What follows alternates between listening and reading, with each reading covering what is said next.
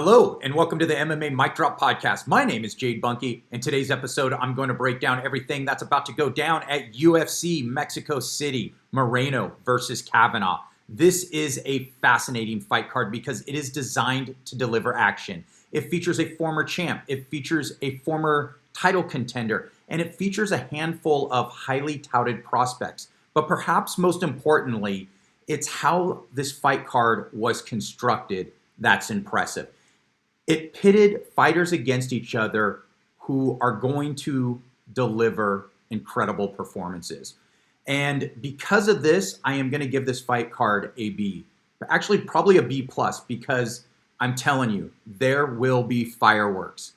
So here's what I'm going to do. I'm going to provide picks and predictions for every single fight. I'm also going to provide a fighter breakdown, and I'm going to give you the odds. So let's start with the main event. This is a fascinating matchup. It features the former champ, Brandon Moreno, who is ranked number 5 in the flyweight division. He is 23-9-2. He takes on a hot up-and-coming prospect in Lone'er Kavanagh, who is 9-1.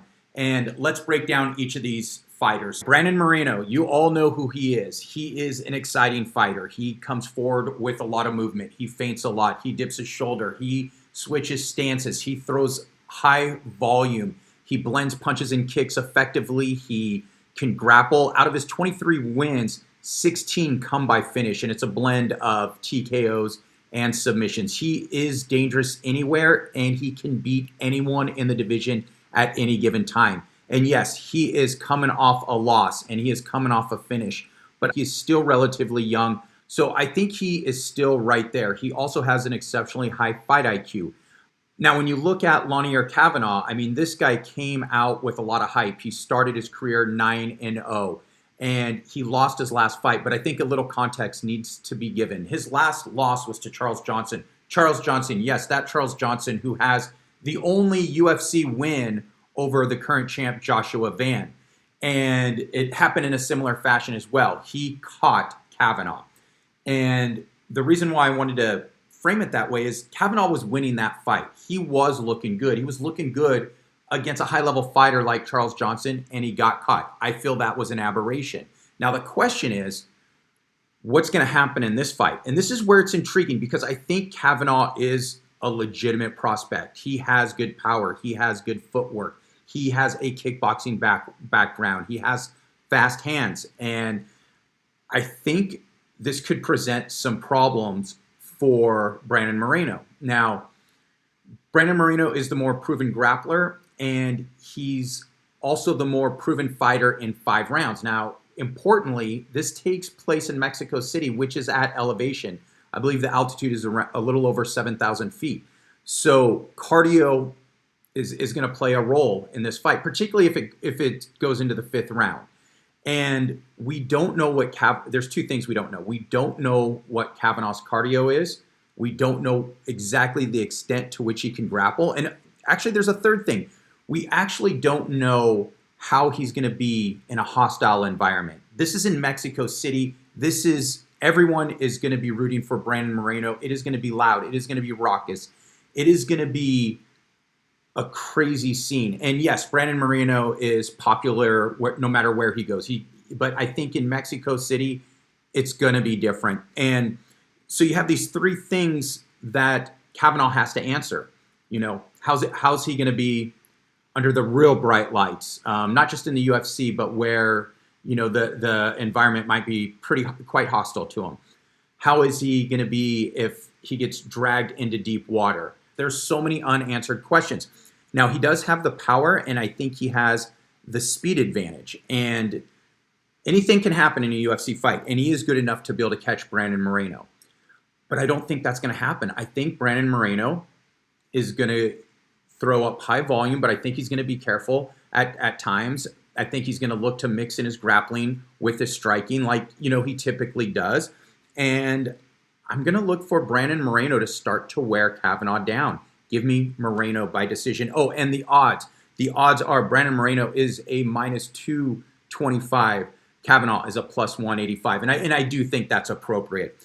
Next up, former title contender Marlon Vera versus David Martinez. And this is another this is another exciting fight. Marlon Vera, he is 23-11-1. David Martinez, 11-1. Now, Marlon Vera, I actually met Cheeto actually surfing. Could not have been a nicer guy. He lives actually not too far from me, so I will always root for him. But this is a pretty dangerous fight for him. So let me break him down first. Marlon Vera, I mean, he's well-rounded. He's good everywhere. He's a really good grappler, particularly in terms of his jiu-jitsu game. He also hits hard. And most importantly, he kicks hard. We saw what he did to Frankie Edgar. We saw what he did to Dominic Cruz. This guy can end a fight at any given time. Now, this is both his strength and it's also his disadvantage. Because the only knock on Cheeto is really that he tends to start slowly. And he will sometimes wait for that perfect shot or that perfect setup. And what can happen is that he can give away the first round. He can give away the second round. And that's going to be a problem against David Martinez, who is a younger, more athletic fighter with a little bit of power. And I believe he's on a 9-fight winning streak. And so when you look at his game, he likes to move forward. He likes to throw up some volume. And that early volume can portend trouble for Marlon Vera. And I think it's the pace that David Martinez is going to set at altitude is going to really be problematic for Cheeto. I'm going to be rooting for Cheeto, but I don't think he's going to get it done. Give me David Martinez by decision. And I say decision because I don't think there's anybody in the UFC who's tougher than Cheeto. And let me grab the odds for you real quickly. Yeah, David Martinez, he is a -290 favorite. Cheeto Marlon Vera is a +235. I think that line might be a little bit wide because remember, Cheeto is dangerous at any given time. He can end the fight. I just don't think this is going to happen this time. Now the featured bout, and this is why this fight card is pretty exciting.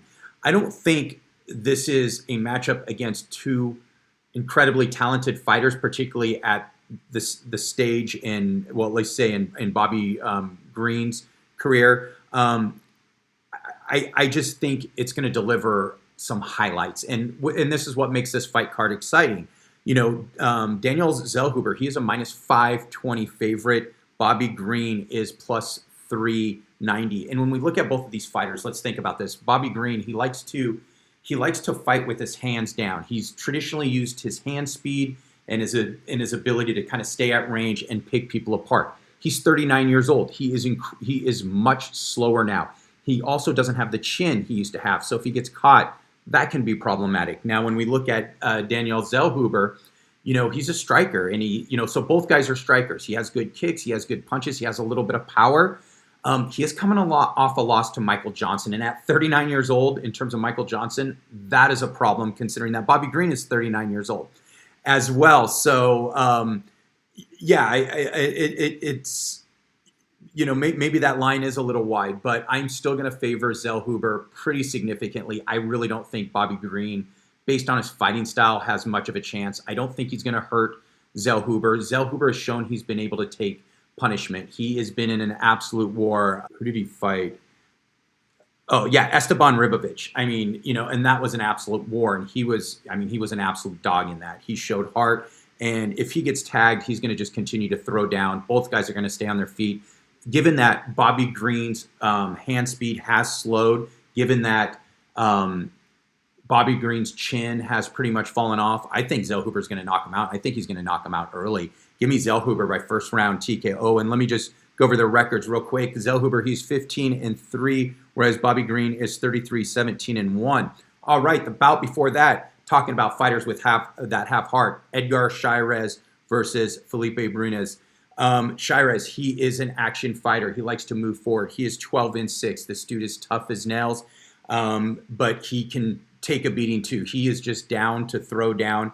Felipe Bunes is a more well-rounded fighter, and I think they both have 100% finish rates. Yeah, Chairez has 100% finish rate. He has 4 TKOs, 8 submissions, and I wanted to click into his record because it's so hard to see how good Edgar Chairez is, because He is 2-2 in the UFC. His 2 losses are to Joshua Van and Tatsuro Taira. That's the next title fight in the flyweight division. Okay, so he's lost against them. So what? So who's he beat? Daniel Lacerda and CJ Vergara. Probably the 2 worst guys in the division. So I have no idea how good Chairez is. What I do know is that he can bring the fight.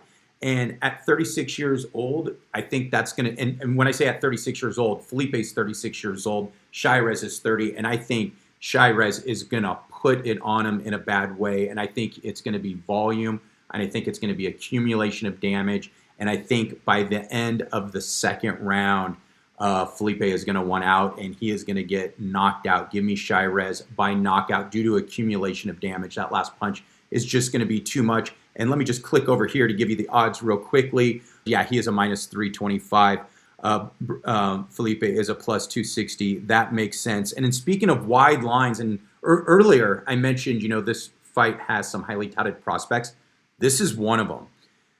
Imanol Rodriguez, he is the minus 440 favorite against Kevin Borjas, who is a plus 340 underdog. This fight is going to deliver fireworks, and Rodriguez looks absolutely electrifying. He is 6-0. He has a 100% finish rate. He's finished all of his opponents in the first round with the exception of one. He finished in the second round. And he has incredibly fast hands. He's a good wrestler too. He just hasn't needed it thus far.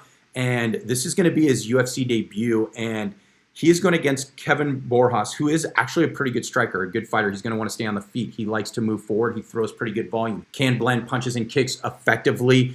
And I think he is going to get lit up. Now, as a striker, I think he can land some shots. I just don't think he's going to be able to land many of them. And I don't think he has the power to put Rodriguez out. And I think Rodriguez is going to end it. And I think he's going to end it first. Give me Rodriguez by first round TKO. All right, before that, Santiago Luna, another prospect who is 7-0 against Angel Pacheco. Let me tell you something about Pacheco. Dude is tough as nails. He's not a very good fighter. And what this means is he's going to be able to absorb a lot of damage. And he is a plus 425 underdog. Luna is a minus 575 favorite. And you can start to see what I meant by this fight card is going to be exciting because the matchups are designed for action and they are designed for finishes. And in front of a raucous crowd, this will be exciting. Pacheco is 7-3. I think he's 0-2, 0-3, something like that in the UFC. He hasn't won. He lost on the Contender Series too. He's going to get worked. Give me Luna by first round TKO. Before that, we have Ryan Gandra versus Jose Medina. Gandra 8-1, Medina 11-6. I believe Medina's on a 4-fight losing streak. And again, this is designed to deliver This is designed to deliver a highlight. And let me just tell you what these odds are. Yeah, Gandra minus 625. Medina plus 455. Now Medina is tough. He will take a beating. That's usually not the breakdown you want if Medina's your favorite fighter. You don't want to say he can take a beating, but he can. And because of that, I think he might be able to extend this into the late second round. But give me Gandra by second round TKO. So before that, we're going to get Ailin Perez versus Macy Chiasson. Now, this is a more interesting fight because it's more competitively appropriate. So, one of the knocks on this card is that there's not a lot of competitive fights, and I know it wants to deliver some highlights. I'd rather see some more competitive fights, although I do like to see some of these mismatches. They're kind of fun too. We have Ailin Perez minus 180. Macy is a plus 150 underdog. Now, Macy's going to want to clinch. She's going to want to hold. She's going to want to, impose her Muay Thai on Perez, and Perez, she's going to want to take it to the ground. She's going to want to grapple. Perez, she is 12-2. Macy Chiasson is 10-5. I don't think this is going to be the most exciting fight. I think there's going to be a lot of clinching. I do think Perez is going to be able to get it to the ground in every single division, and I think she's going to lock up a sub in the third. Give me Perez by third round submission. So we are going to get a lot of finishes on this fight card. And speaking of finishes, Chris Mutino, 14-7 versus Christian Quinones, who is 18-5. And it doesn't matter who Mutino is going to fight. Mutino is going to lose. We all know the beating he took against Sugar Sean O'Malley. I think he took over like 200 strikes to the face and before he was finished. So he showed some toughness. He's also fought a couple other times. He's lost. He's been finished early. Now, after he was let go from the UFC, he went on the regional scene. He won 4 in a row. But you have to look against the persons he beat on the regional scene. These guys had under 500 records. They were bad regional fighters. And so I don't think you get any shine beating those guys. And speaking of not getting any shine, and let me look at the odds. Minus 275 for Christian Quinones. Mutino is plus 490. I don't even think this line is big enough. Mutino is going to get absolutely destroyed, just like he does in every single UFC fight. He should not be on the UFC roster. He is going, I was going to say how he's going to lose, but let me say how Christian is going to win. Christian's going to win by TKO in the second round. All right, before that, we have Douglas Silva de Ange versus Javier Reyes. It looks like Reyes is a minus 2 something. The problem is Douglas Silva he's old. He's 39 years old. And he's looked slower in his last few fights. And I think that is going to be a problem for him, in any fight going forward. And let me just bring up their records. De Andrade is 29-6. Javier Reyes is 22-5. Give me Reyes by third round submission. We'll go a little faster here. Sofia Montenegro versus Ernesta Caricati. Montenegro, she is 6-2. Caricante is 6-1. I think Montenegro, she's the better grappler. Caricante, she has better movement. She's a better striker. And I think she's just a better all-around athlete.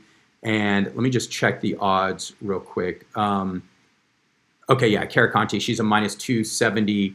Montenegro, she is a plus 220. Give me Caricante by decision. All right, 2 more fights to go. And these 2 fights will be exciting from the fans' perspective. They will not be competitive, but they will be exciting. We have Eric Silva versus Francis Marshall. Francis Marshall is a minus 520 favorite. Silva a plus 390 underdog. And Silva's like 38 years old. He's taken a lot of time off. He's an okay fighter.